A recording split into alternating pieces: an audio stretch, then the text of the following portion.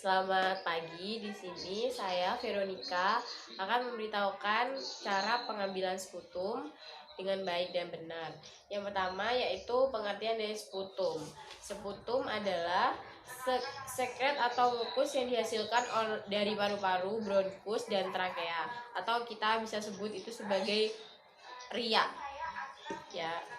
Lalu tujuan dari pengambilan sputum ini adalah untuk mengetahui apakah di dalam sputum pasien terdapat kuman Mycobacterium tuberculosa.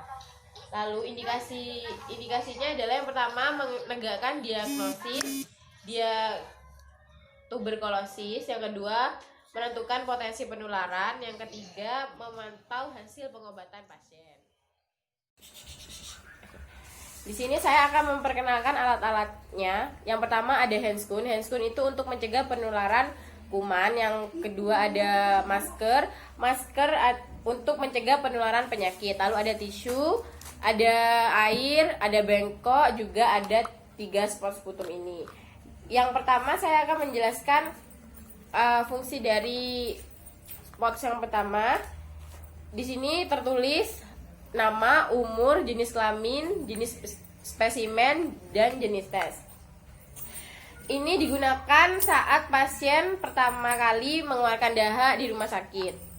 Lalu yang kedua ini digunakan saat pasien mengeluarkan dahak pada pagi hari saat pasien bangun tidur atau sebelum pasien makan, minum, dan gosok gigi.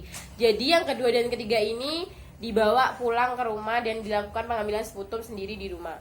Lalu yang ketiga, digunakan pada saat pasien akan datang ke pelayanan kesehatan untuk mengantarkan pot sputum kedua. Jadi sebelum mengantarkan yang kedua ini, kita harus mengambil dahak dulu dan dimasukkan ke pot sputum yang ketiga.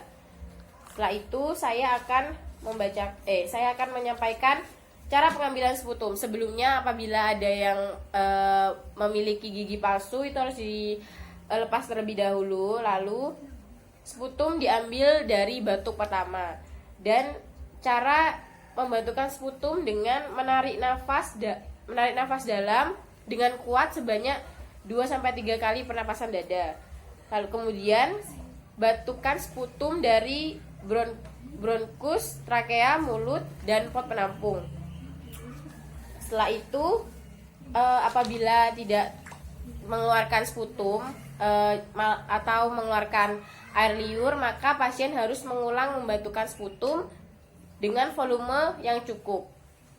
Lalu jika sputum tetap sulit dikeluarkan, pasien diberikan petunjuk yang pertama melakukan olahraga ringan, kemudian menarik nafas dalam beberapa kali. Yang kedua, apabila pasien merasa akan batuk, napas ditahan selama mungkin lalu meminta pasien untuk batuk. Yang ketiga, dapat diberikan batuk gliseril atau ekspektoran 200 mg atau dengan minum air teh manis saat malam sebelum pengambilan sputum.